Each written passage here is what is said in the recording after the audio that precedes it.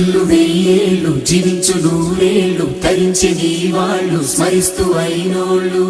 నేల తల్లి గొంతు ఎత్తి పల్లెలన్నీ పల్లవించి తెలిపినాయి నీకు ఈ క్షణం జన్మదిన శుభాకాంక్షలే